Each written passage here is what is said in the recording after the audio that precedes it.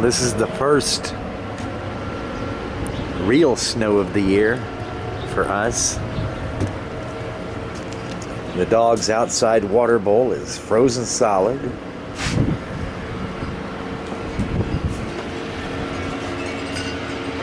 We're doomed. I just stuck my head out of the shop. I'd like to go in the house for some coffee, but I don't think I'm going to be able to make it. I'm snowed in. Snow hasn't stopped.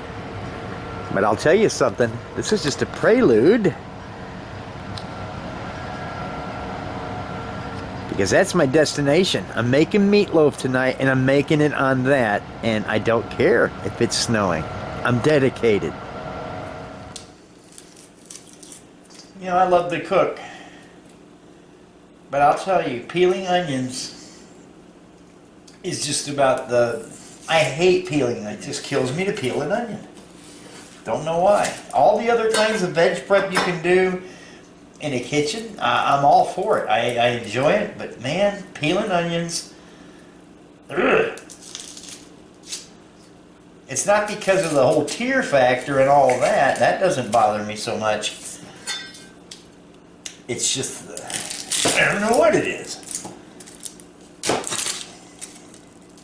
Probably some kind of psychological issue there. So we're just going to do these in a rough dice. Not too big in chunks, but not too small.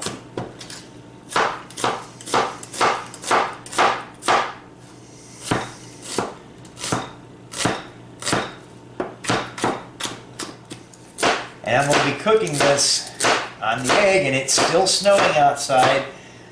It's not terribly cold. I think it's probably in the high 20s. But it's as warm as it's going to get today, but I'm not going to be standing out there watching it cook. But the egg is going to put its wonderful little brand of flavor into the meatloaf, at least the top portion of it. And the loaf pan I'm using, I looked out at a clearance store, and I found this really heavy earthenware or stoneware, whatever it is, loaf pan, and that's going to be big enough for the 3-pound loaf.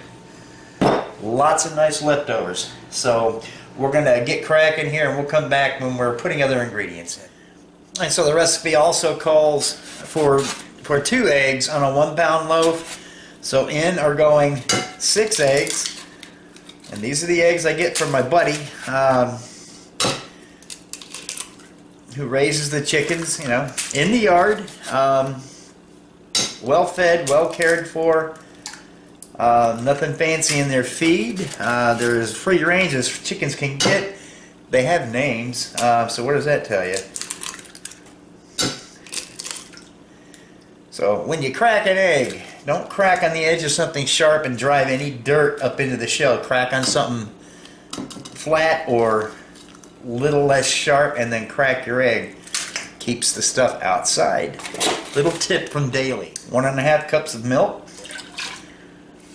So that goes in. Alright, in there I put 3 cups of any type of breadcrumb that you like. So I'll break the eggs up.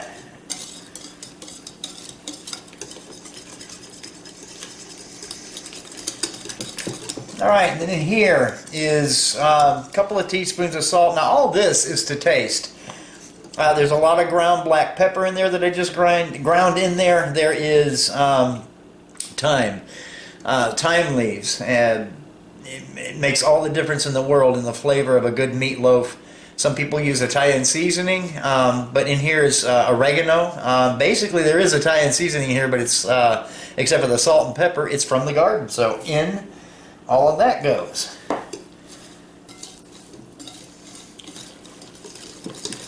And this is making like a batter.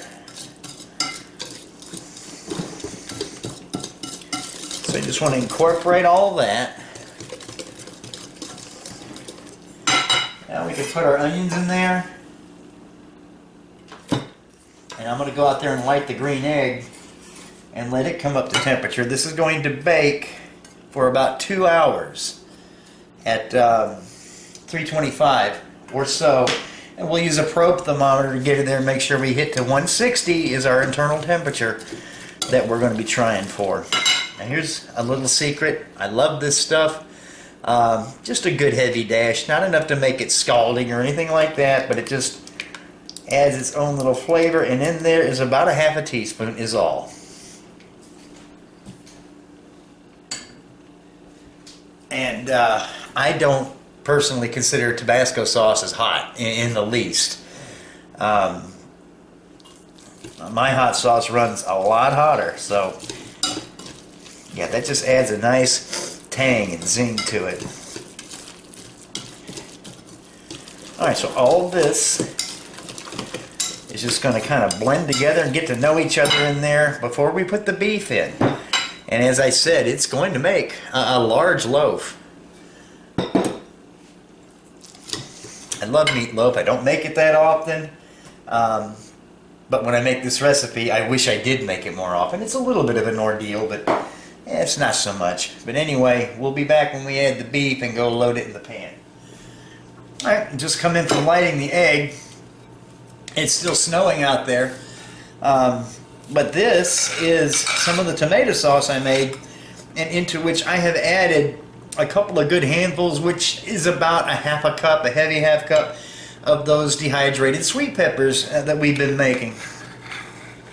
So this is about a cup and a half. I'm going to reserve just a little bit for topping. Alright, now this is 90% lean beef, which is the only kind we're going to eat, and it's 3 pounds of it. It's just some Angus beef from the market.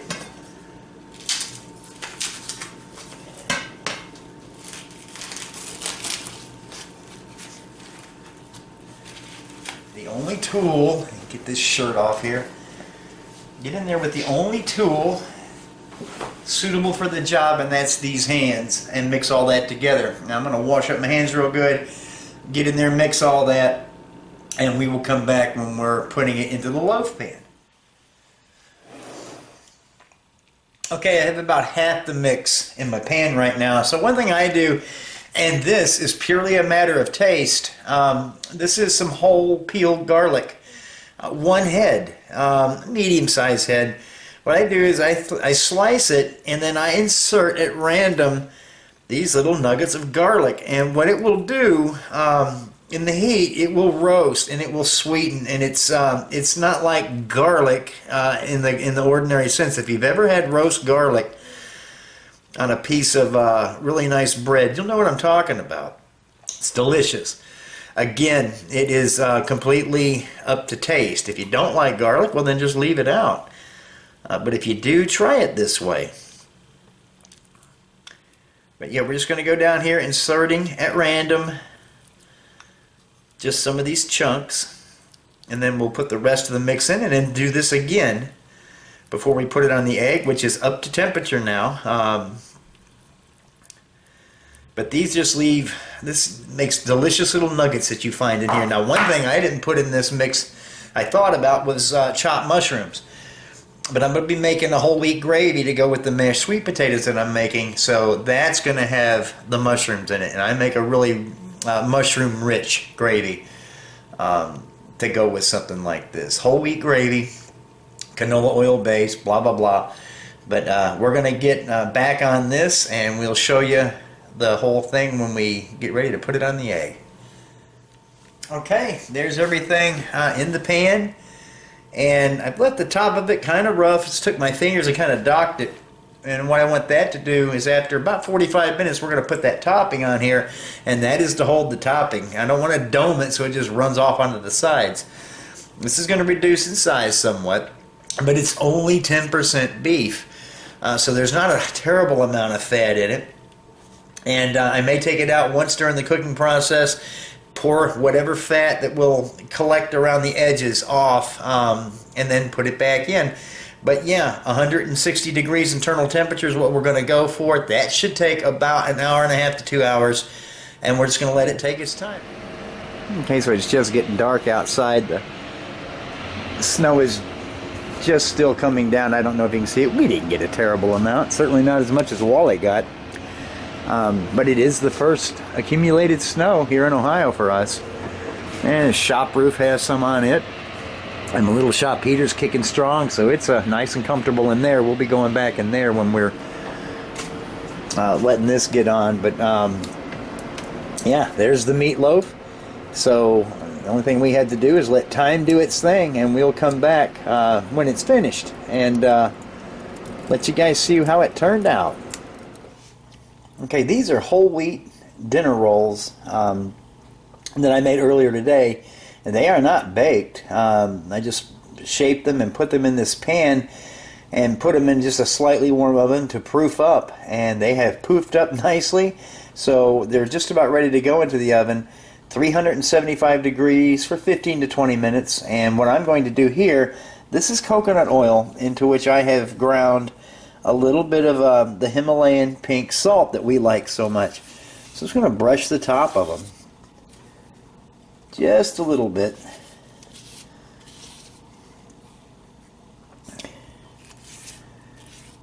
I'm going to reserve some to brush them again when they come out of the oven, but that is it.